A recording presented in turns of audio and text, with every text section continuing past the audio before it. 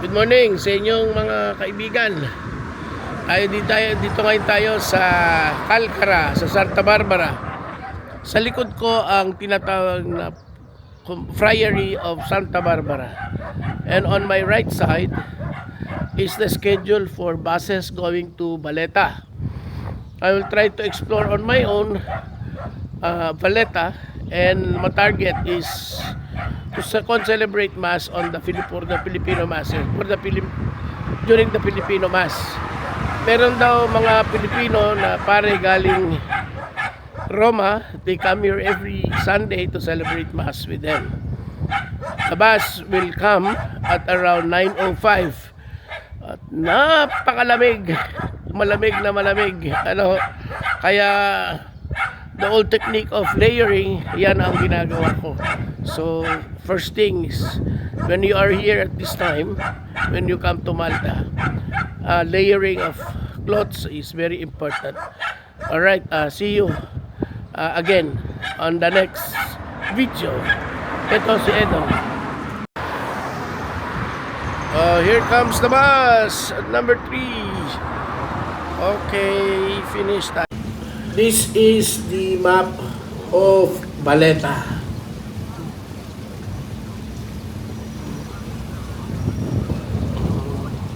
We are now entering the moats, yung paligid ng kastilyo ng Baleta.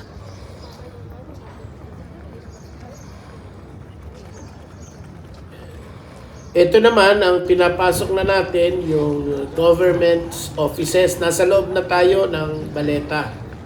So ito yung mga opisina ng gobyerno, mga tao naglalakad. Not expecting that this is a tinatawag nating festival day.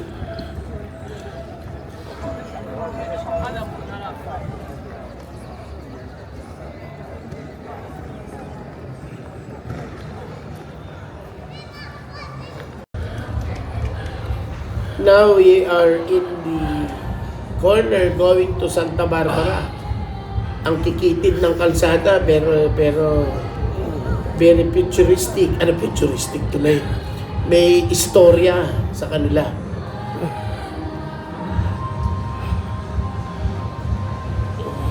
Nagutom yata ako. May pastichi, mga yung tinapay, pagkain. Ito, Wembley Store. Ito na, paborito ko na, food and wine. At yung mga tao pupunta dun sa sentro ng Baleta for the carnival. Sobra. Ginagawa.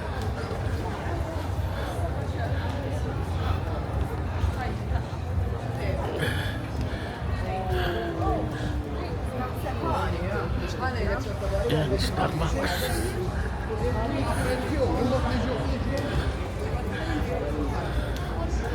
Santa Barbara. Oh.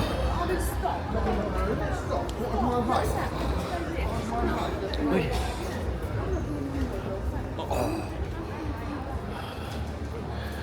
Yan, Santa Barbara Dictator. Ayun, ito na ngayon, yung simbahan ng tinatawag nating St. James. Ito'y isang lumang simbahan, abandoned na. Binigay sa Filipino community yung El Shaddai. I think 7 years ago yan. Ito na pala yung St. James. Yan na yung mga Pilipino na gagather starting. Okay. Swerte naman, pinagamit sa mga Pilipino itong simbahang ito. You know, meron ulam, nagugutom na naman ako.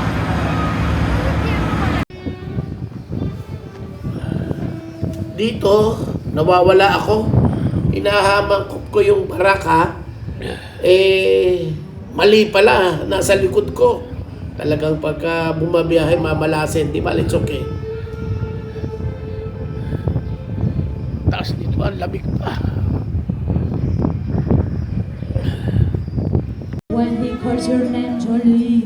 Nawala ako, pero nakita ko itong a little note dito.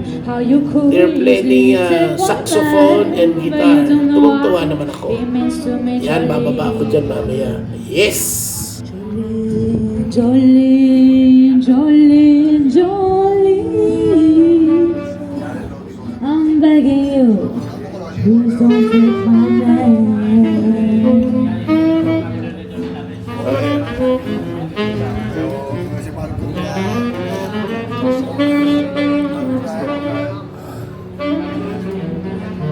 Excuse me. Excuse me. Sis Paraha. You don't know also. All right.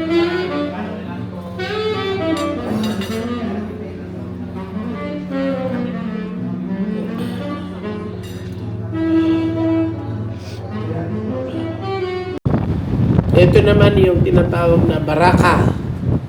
Yan yung mga kanyo na yan, paputok yan mga alas 12. Yan ang mga seaport of the three cities. Eka nga sabi nila. We will go down, sa baba nito may elevator, and hopefully we will be able to catch the ferry.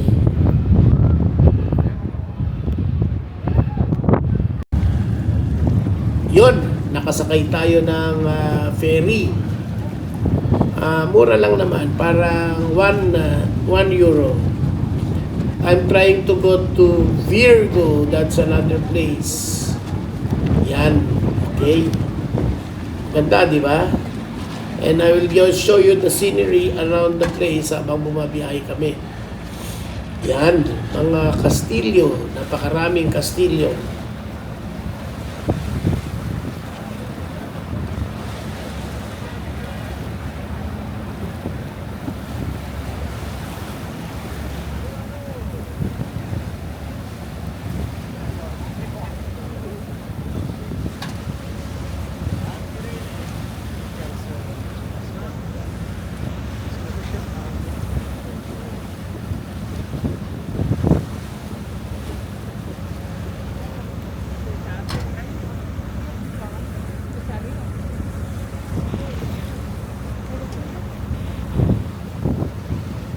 Yan at the mouth of the parang estuary, meron na namang kastilyo diyan.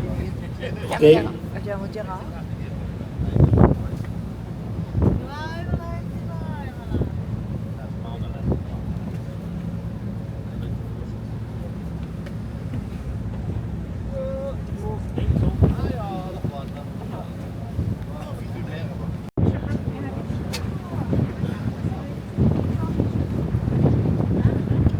Now we are in the estuary, papasok na tayo.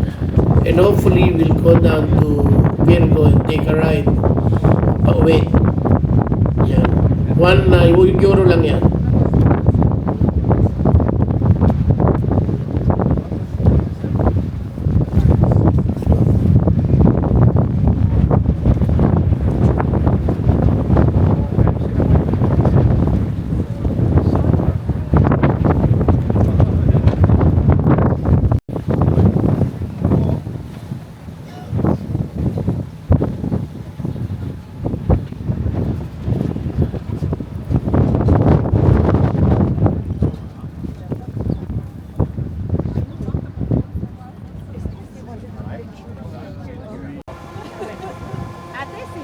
Okay, ito na naman ang isang Virgo to, Virgo.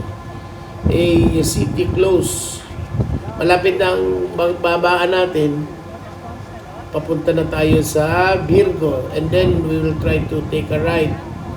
We did this simply because I wanted to know how to go back home either by bus or by the ferry. Successful naman tayo nito.